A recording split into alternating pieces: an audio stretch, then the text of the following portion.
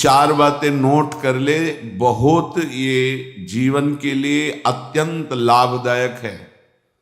जब आपका मन आपको परास्त कर रहा है, जला रहा है, वो जलन सिर्फ मन को प्राप्त हो रही, आपको नहीं।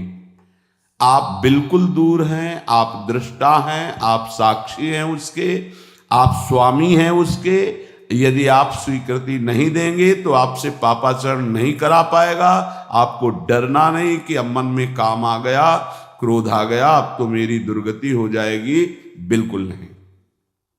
ये चार बातें बहुत जल्दी मन को प्रभु में लगा देंगी। अगर आप पकड़ पावे, ना पकड़ पावे तो भोगे। फिर आपका मन आपको जलाएगा, फिर आप रोएंगे, चिल्लाएंगे, भागेंगे। कहाँ भाग के जाओगे? जो संसार में फंसे हुए जन है वो तो भाग के यहां आ रहे हैं श्री जी की शरण में। यदि आप अपने मन को संभाल नहीं पाए तो फिर कहाँ भाग के जाओगे? इन्हीं की शरणागति से तो निर्विकार हुआ जाता है, निश्चिंत हुआ जाता है, निर्भय हुआ जाता है। इनके चरणों को छोड़कर कहां निश्चिंतता होगी, कहां निर्भयता होगी? पहला, बिल्कुल ये जीवन की वो दवा है जिससे आप बिल्कुल ठीक हो जाएंगे यदि ये जीवन में उतार लें तो। हृदय में लिख लो, दिमाग में लिख लो, किसी नोटबुक में लिख लो, जो आप रोज स्वाध्याय करें। पहला, जहां जहां मन जाए, जिस वस्तु व्यक्ति स्थान में, तत्काल अपने प्रिया प्रीतम की भावना कीजिए। ये राधा वल्लभ लाल जी है। क्योंकि ये व्यक्ति पहले भी नहीं था, बाद में भी नहीं रहेगा। बीच में जो व्यक्ति दिखाई दे रहा है, ये व्यक्ति नहीं, मेरे प्रभु है। वस्तु नहीं, मेरे प्रभु हैं। ये स्त्री नहीं, ये प्रभु हैं। ये पुरुष नहीं, ये प्रभु है। ये पापी नहीं, ये प्रभु हैं। ये महात्मा नहीं, ये प्रभु हैं। मान लो, सवाल हल हो जाएगा। दूसरा, जहां जहां मन जाए वहां वहां मिथ्यात्व भाव करके, हे सब माया का विलास, राधा वल्लभ श्री हरिवंश, राधा वल्लभ।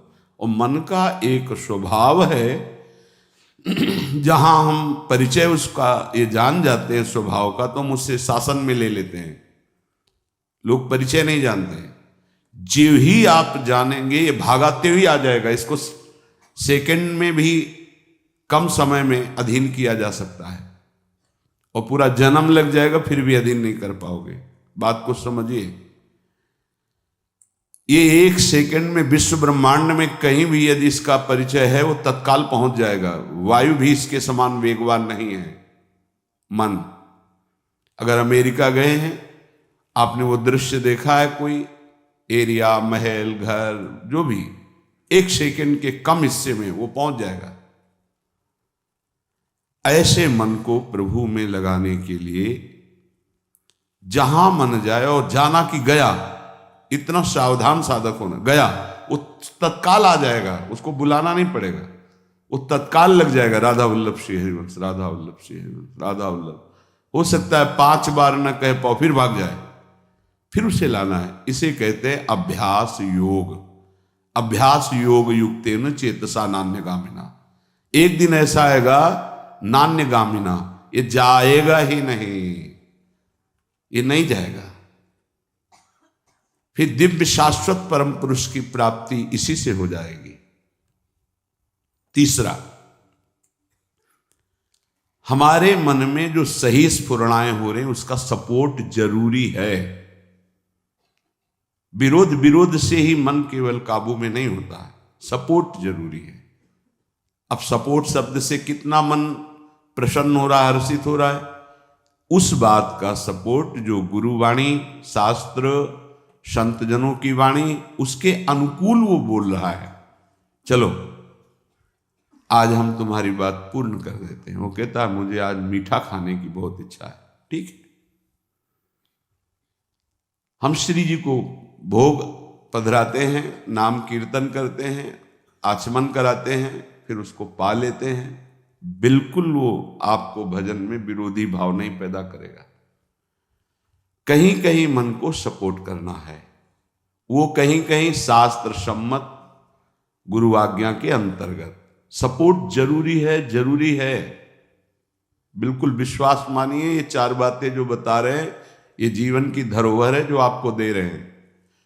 चौथी बात, जो शास्त्र विरुद्ध दोष वाली सलाह दे रहा है, बिल्कुल नहीं, बिल्कुल नहीं, बिल्कुल नहीं। जैसे वो जरूरी है सपोर्ट, ऐसे बिल्कुल सपोर्ट नहीं, बिल्कुल सपोर्ट नहीं, बिल्कुल नहीं। अब वो आपको जलाएगा। जैसे सपोर्ट शब्द से हर्षित हो गया, ऐसे बिल्कुल नहीं शब्द से वो शोकित हो जाएगा। अब आपको उदास कर देगा। जब उदास वो होगा तो आप उदास हो जाएंगे, कहीं मन नहीं लगेगा। आपको लगता है अब तो जीवन बेकार हो गया। तो मन लगना ही जीवन है क्या? अरे अभी आप समझे नहीं। सोहम तवैव आश्रितः, मैं प्रियालाल के आश्रित हूं। तो तन वांग मनोभीर, अगर ये नहीं लग पा रहे हैं तो मैं स्वयं प्रियालाल के आश्रित हूं। ये मुझे कैसे भ्रष्ट कर सकता है? तन वांग मनोभीर, शरीर, वाणी और मन, ये हम समर्पित कर रहे हैं। तो शरीर, वाणी, मन, ये तीनों धोखा दे रहे हैं। शरीर बीमार हो गया है, जबान खराब हो गई है, मन गलत चिंतन करा रहा है, तो हमारा बाल बांका भी नहीं कर सकता, क्योंकि सोहम तवैव आश्रिता, मैं स्वयं प्रियाजू की शरण में हूं।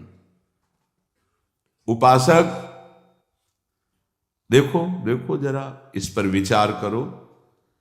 क्या शरीर को त्याग देने से परम पद मिल जाएगा? दुखों की निवृत्ति हो जाएगी?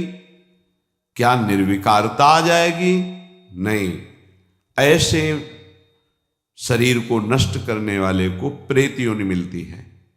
प्रेत योनि महाभयानक कष्टदायी, जिसमें वो दरिया के समीप रहते हुए बूंद पानी नहीं पी सकता, केवल वायु भक्षण करके वो जलता रहता है। कितने समय तक, इसकी कोई सीमा नहीं है। युग युग बीत सकते हैं। ये मन जिसको तुमने अपना माना, कितनी दुर्गति का रास्ता चयन करा दिया। उपासक मस्ती सीखे। अरे चाहे गृहस्थ हो या विरक्त हो, भगवद आश्रित मस्त रहना सीखो। सदा रहो अलमस्त, नाम की धुन में हो जा मत वाला। निरंतर नाम, क्या फर्क पड़ता है मन सही है या गलत, क्या फर्क पड़ता है? क्यों? क्योंकि मैं स्वयं प्रभु के आश्रित हूं। मैं सच्चिदानंद का सच्चिदानंद अंश हूं। ना मैं कभी दूषित था, न दूषित हूं, न दूषित रहूंगा, और ना सृष्टि में किसी की सामर्थ्य है कि मुझे दूषित कर सके। इंद्रियां दूषित हो सकती हैं, मन दूषित हो सकता है, क्रिया दूषित हो सकती है। अब हम प्रभु के बल से इन इंद्रिय, मन और शरीर के दोषों का नाश करूंगा, ना कि इनके अनुसार चलूंगा। ये उपासक का स्वरूप है। व्यथा इंद्रिय प्रमथन स्वभाव वाली, मनुष्य प्रमथन स्वभाव वाला, इनके मथित होने पर, मनमथ नाम है काम का, वो इनमें बैठ करके ऐसा प्रमथन करता है, ऐसी व्यथा उत्पन्न करता है कि साधक का तदात्म भाव होने के कारण वो असहनीय हो जाता है और वो गलत संकल्प और चेष्टा में उतर जाता है। इसी को सह गया सो महापुरुष। यम ही न व्यथयन्ते ते पुरुषम पुरुषर्षभ। हे पुरुषों में श्रेष्ठ अर्जुन, अर्थात वो पुरुषों में श्रेष्ठ पुरुष है जो प्राप्त व्यथा को सह जाता है। इंद्रिय मन के द्वारा विकारात्मक पीड़ा को बिना किसी से राग द्वेष किए चुपचाप सह गया, ये भगवान की विशेष कृपा उस पर।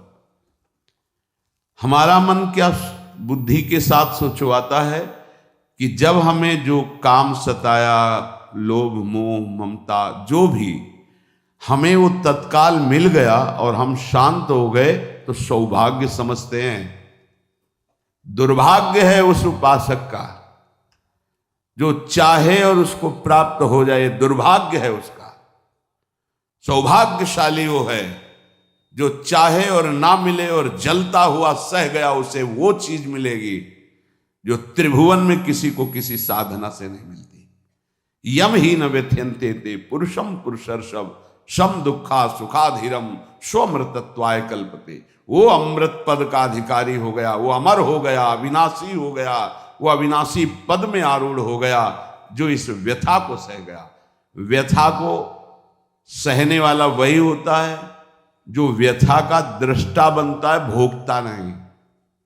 तुम दृष्टा हो, बात समझिए। आपने देखा आपका मन गलत चाह कर रहा है, ये आपने देखा, आप में नहीं है, मन में है। पर कहने को होता है कि मेरे मन में दोष आ गया, लेकिन मेरे मन में नहीं, वो मेरे में आ गया, मैंने स्वीकार कर लिया। यही दुर्दशा है माया के द्वारा की गई। इसी का नाम जड़ चेतन ग्रंथि है। यही चिज्जड़ ग्रंथि है जिसका नाश करते हैं वेदांत के द्वारा, भक्ति के द्वारा, योग के द्वारा, कर्म योग के द्वारा, सत्संग के द्वारा, शास्त्र स्वाध्याय के द्वारा। आपको विविध शास्त्रों का सार 5 मिनट में मिल गया। जो जीवन भर प्रयोग किया गया शास्त्र स्वाध्याय करके संतों की कृपा से, वो 5 मिनट में मिल गया। अगर इसे स्वीकार कर लें तो बहुत जल्दी आप महात्मा बन जाएंगे, चाहे गृहस्थ में हो या विरक्त में।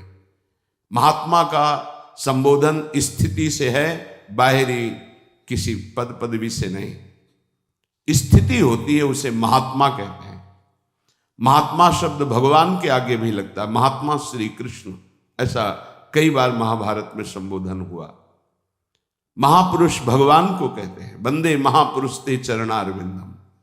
जो भगवान में तन्मय हो गया वो महात्मा, जो भगवान में भगवत भाव को प्राप्त कर लिया वो महापुरुष, अर्थात भगवान और भगवान के जनों में अभेद स्थिति हो जाती है। अगर ये आज जो चर्चा हो रही इसको आप अपने जीवन में नहीं धारण कर पा रहे तो दुर्भाग्य है, जलोगे, रोगे, परेशान कर देगा तुम्हें मन। इसको बहुत बार सुनना। एक एक शब्द ये अमृत है, ये जीवन का सार हम आपको बता रहे हैं। मन से लड़ने की ये युक्तियां हैं जिससे साधु अपने मन को भगवान में लगाकर शांत करता है। जब हमारा मन भगवन्मय होने लगता है तो उसमें भाव का प्रादुर्भाव हो जाता है। फिर ये जो अभाव है इसी से कामनाएं प्रकट होती हैं।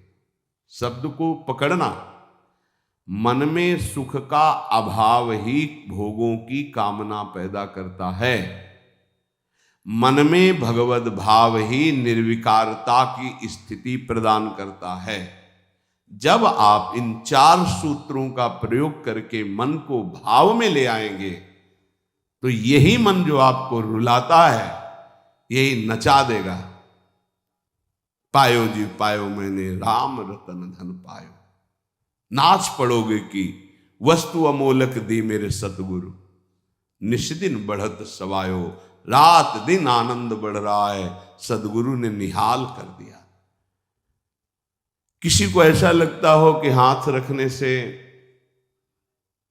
ये विकार नष्ट हो जाते हैं, आज तक हमने कहीं शास्त्र में नहीं पाया ऐसा, कई संतों से ऐसा नहीं पाया।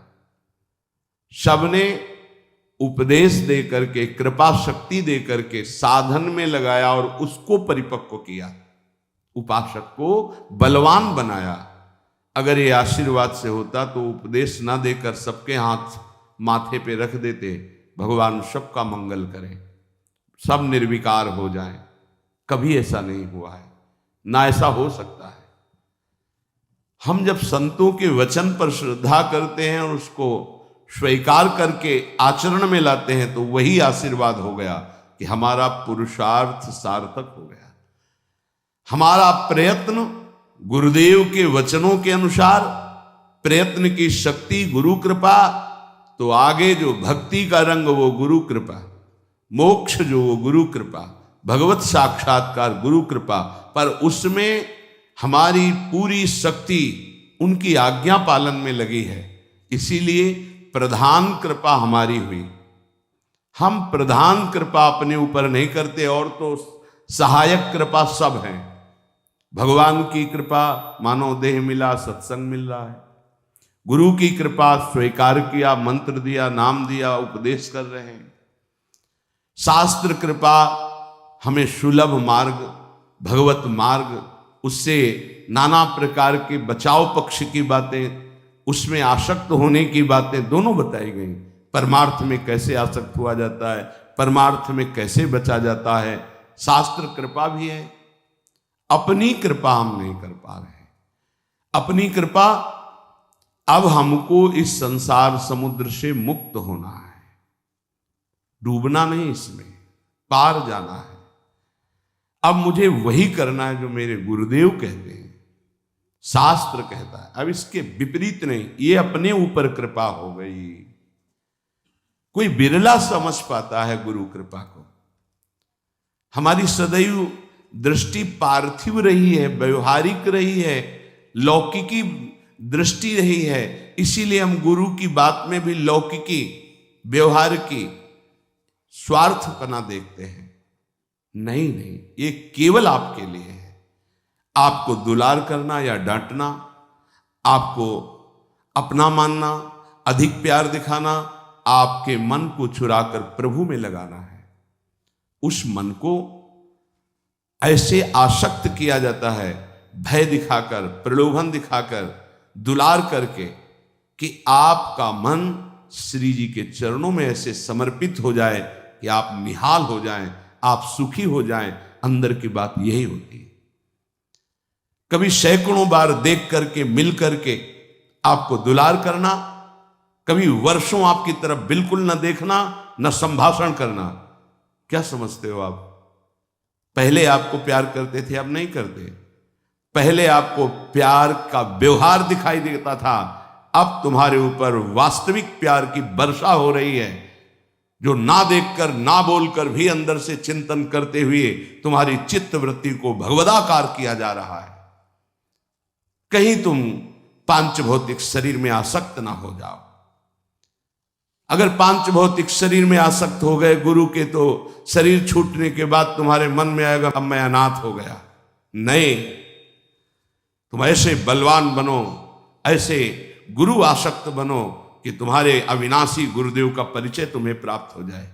मेरे गुरुदेव प्रियाजू की नित्य सहचरी हैं, वो कैसे मर सकते हैं? वो हमारे भाव में हैं, वो हमारे संग हैं, हमारे आसपास हैं, वो जागृत में हैं, वो स्वप्न में हैं, वो सुषुप्त में हैं। मैं कभी अपने गुरुदेव से एक पल भी अलग नहीं होता। ये स्वरूप है। अध्यात्म को समझिए।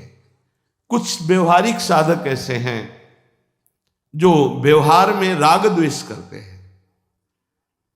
गुरुदेव व्यवहारिकी नहीं है, गुरुदेव परमार्थ वस्तु है। व्यवहार की लीला तुम्हारे साथ इसलिए हो रही कि तुम परमार्थ को जानते नहीं हो। जैसे बालक घुटनों के बल चलता है तो पिता घुटनों के बल हो जाता है, और उसके साथ साथ उसको सुख पहुंचाने के लिए वैसे ही चलते हुए बोलता है। इसका मतलब यह नहीं कि पिता बालक हो गया, वो केवल बालक के लिए वो ऐसा बना है। वो केवल उसको सुख देने के लिए, मेरा पुत्र है, इस संबंध के लिए।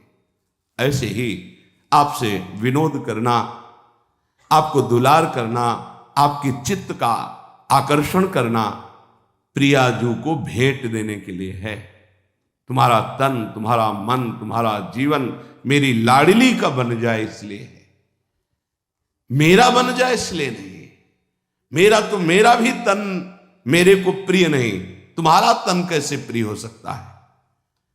मेरा तो मेरा मन प्रिय नहीं, तुम्हारा मन कैसे दुलार करने के योग्य हो सकता है?